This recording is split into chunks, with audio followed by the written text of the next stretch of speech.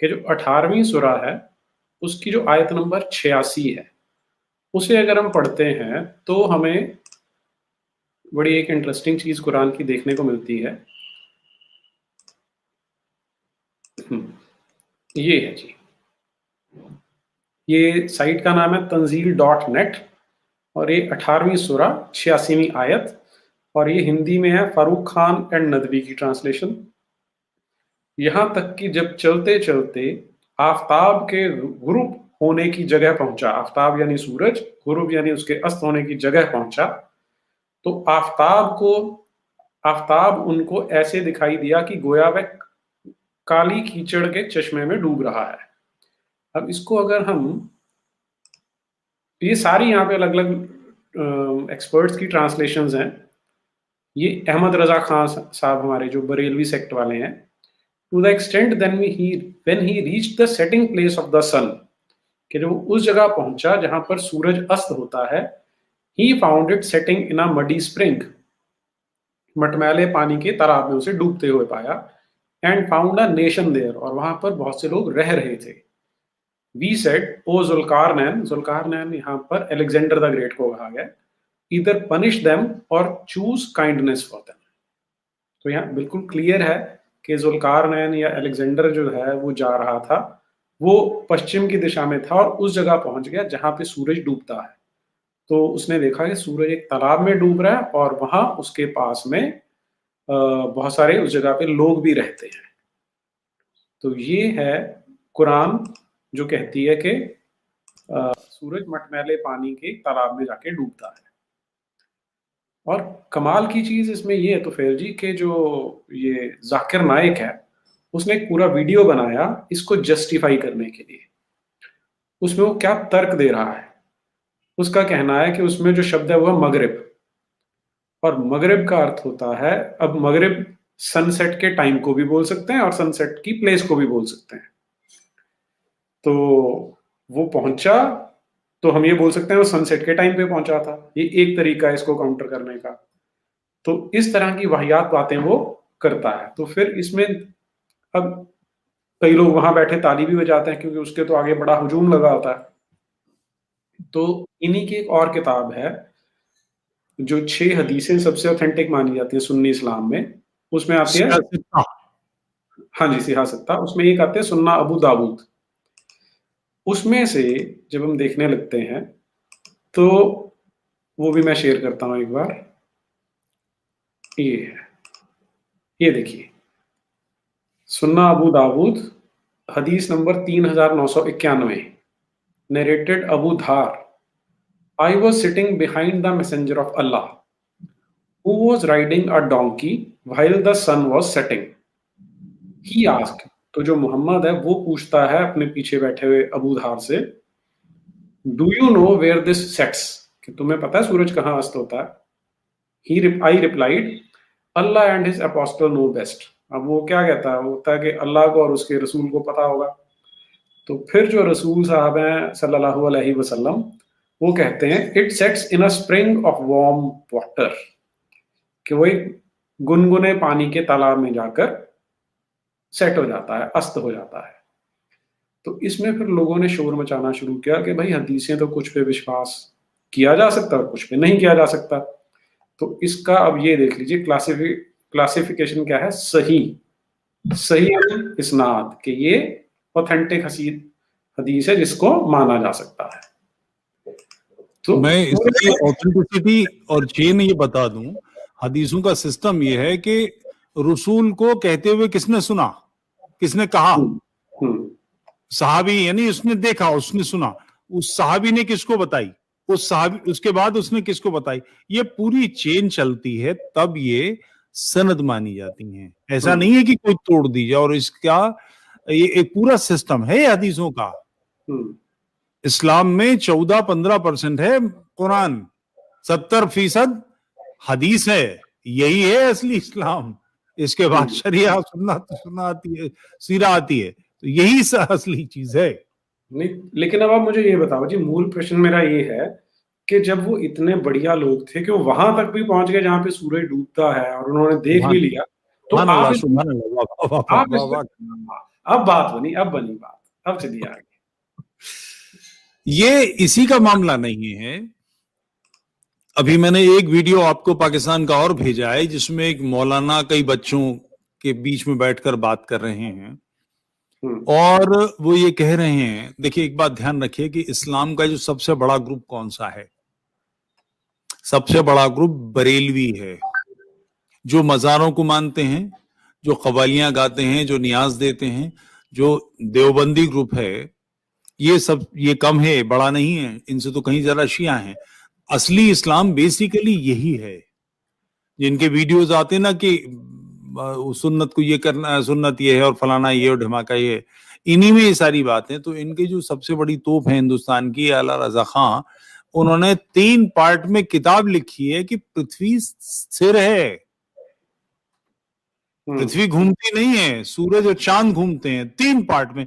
आपने वो दिखाने के लिए डाउनलोड किया है? जरा उसको भी दिखाइए। मतलब दीनियात, अच्छा बुनियाद क्या है तर्क की, कि भाई हमारे लिए तो सच कुरान और हदीस है, साइंस से कोई मतलब नहीं। प्लीज उसको दिखाएं जरा। जी जी जी, ये तो बहुत खूबसूरत चीज है।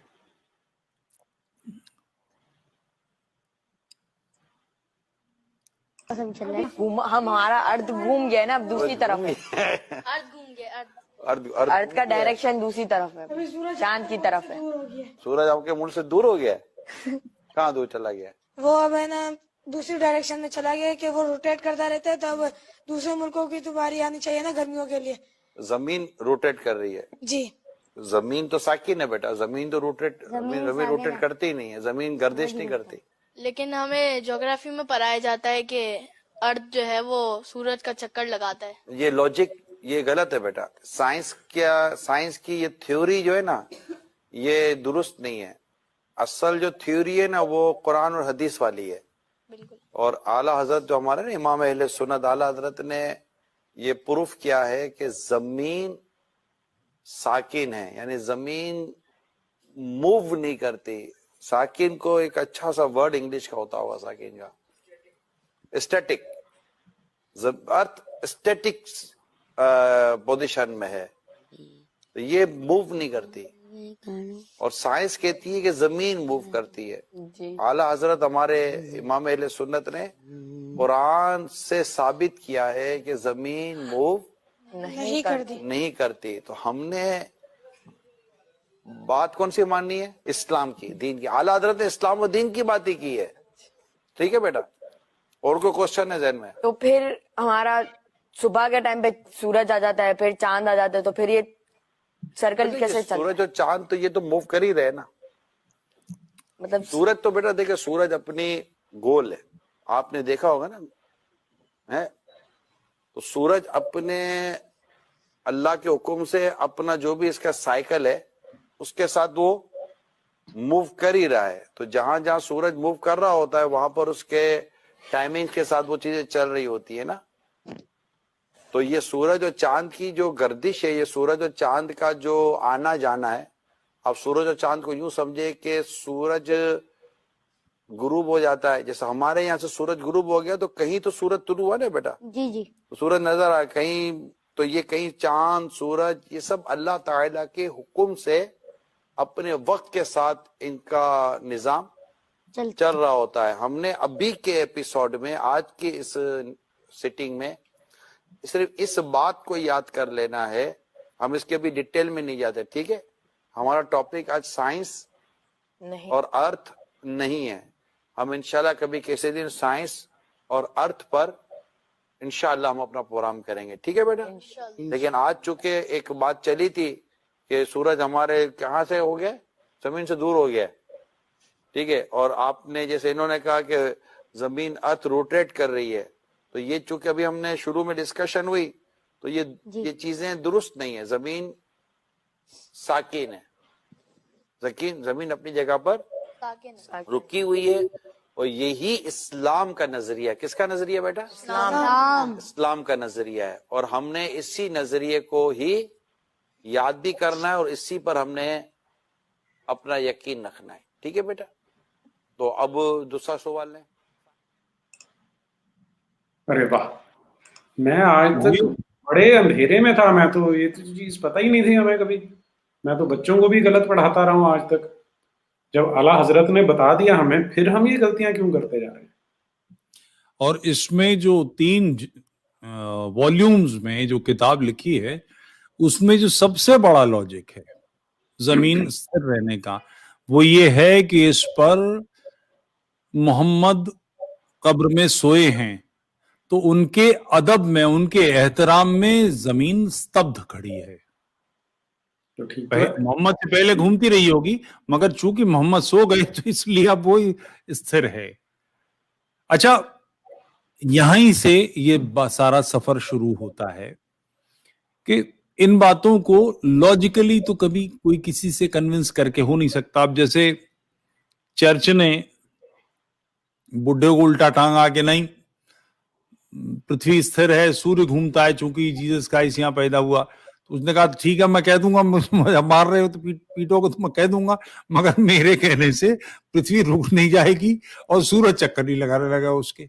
मैं मेरे कहने से नहीं होना है, ये मेरी औकात से बाहर है, मैं रोक भी नहीं सकता, मैं चला भी नहीं सकता।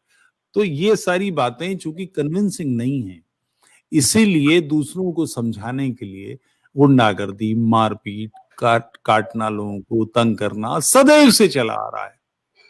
इन बातों पर आज से 1500 साल पहले जब ये इस्लाम शुरू हुआ था, 1500 से कुछ कम, उसी समय सवाल उठे थे।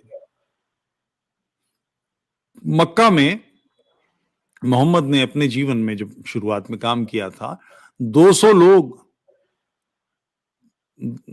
10 साल में कन्वर्ट नहीं हुए थे 13 इस्लाम वर्ष में।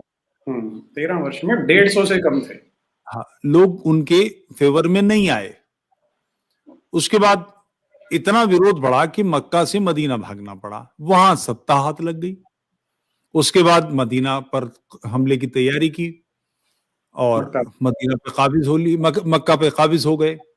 काबिज होने के बावजूद वहां पर विरोध खड़ा हुआ, लोगों ने विरोध किया, लोगों ने कहा कि ये विसिर पैर की बातें हैं। तो क्या चाह रहा था? लोगों को मारा गया। वही लोग जो कल विरोध कर रहे थे, मरने के बाद घर का कोई मर गया तो सारे लोग ईमान ले आए। तो ईमान लाने की जो टेक्निक है वो गुंडागर्दी है, तलवार है, ताकत है। और वही आज भी है कि कोई मैगजीन में, जैसे फ्रांस की मैगजीन में शार्ली अब्दो पर हमला हुआ, उसके लोग मार दिए। शार्ली अब्दो ने कोई पहली बार मोहम्मद का ही कार्टून नहीं बनाया था, उन्होंने जीसस के हजारों कार्टून बनाए हैं। वो नॉर्मल वे है वहां का, वो लाइफस्टाइल है। वहां आलोचना का अधिकार कानूनी है। धर्म की, जो वहां का दीन है क्रिश्चियनिटी, उसकी आलोचना का, मजहब, हाँ, मजहब की आलोचना का कानूनी अधिकार है, क्योंकि यहीं से तो सेकुलरिज्म शुरू हुआ था। चर्च के खिलाफ बात की थी, तो इसका वहां कानूनी अधिकार है। तब क्या करें? तो किसी का पेट फाड़ दीजिए, किसी का गला काट दीजिए। मजीद साइंस की किताब नहीं है। सॉरी,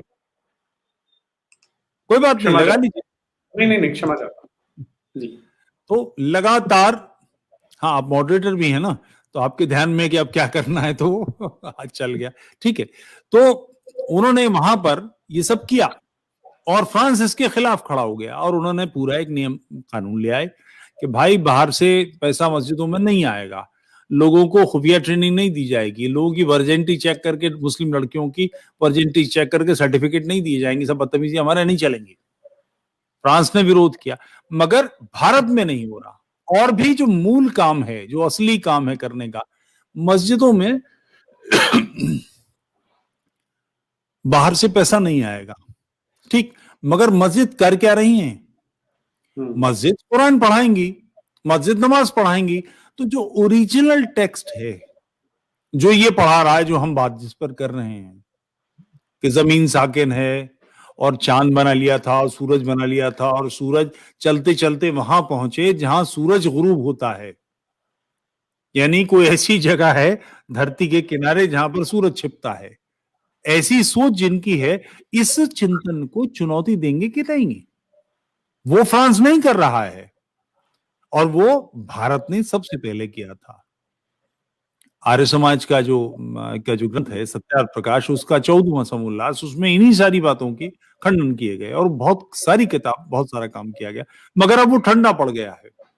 और यही कुंजी है, यही चाबी है, यही हल है।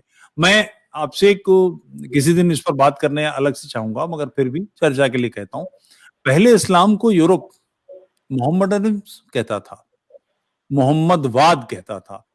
अब उसको हटाकर मुसलमानों ने इसका नाम इस्लाम कर दिया है। क्यों? मोहम्मद से जो वो कहते हैं, खुद कहते हैं कि मोहम्मद की सुन्नत अपनी जिंदगी में उतारना यही इस्लाम है। बाखुदा दीवाना बाशो बा मोहम्मद होशियार, कि खुदा को कुछ भी कह लो, मोहम्मद को कुछ मत कहना। ये सारी चीजें होने के बावजूद उन्होंने अब खींच लिया। वजह यही है क्योंकि मोहम्मद पर बात करेंगे तो ये सारी चीजें निकल कर आएंगी, और ये निकल कर आएंगे तो उसका जवाब नहीं दिया जाएगा। तो इस समस्या का समाधान सामने वो खुद ही बता रहे हैं, इस पर बात कीजिए और जहां कुछ है उसे घेरिए। क्योंकि ये सारी चीजें अपनी जिंदगी में उतारना इस्लाम है, तो इन सारी बातों की चर्चा करेंगे कि नहीं? आखिर वो चिंतन कौन सा है जो उस मैगजीन के ऑफिस पर हमला कराता है, जो क्लास में सांप्रदायिक के खिलाफ बात करने वाले, और वो कह रहा है कि अगर इस क्लास में कोई मुसलमान है तो चला जाए। बच्चे उठ के चले जाते हैं, एक लड़की घर आके बताती है उसने ये किया, वो मुसलमान थी, उसने छिपाया, और उसके बाद उस पर हमला होता है। तो इस आदमी की चेचन्या का एक आदमी ऐसी हरकत कैसे कर जाता है? इसको चुनौती देंगे कि नहीं? इसके अलावा चारा क्या है, विकल्प क्या है? कोई भी कुछ बोलेगा गलत सलत तो हम बात तो करेंगे उस पर, और यही इस समस्या का हल है। यही जाकिर नाइक बात करता है, जो अंड बकरा है, ठीक बात, मगर जाकिर नाइक की बातों को क्वेश्चन तो हम करेंगे ही, और हम नहीं करेंगे तो तय है कि फिर हम हारने वाली लड़ाई लड़ रहे हैं। इस राष्ट्र के हित निश्चित रूप से नष्ट होंगे।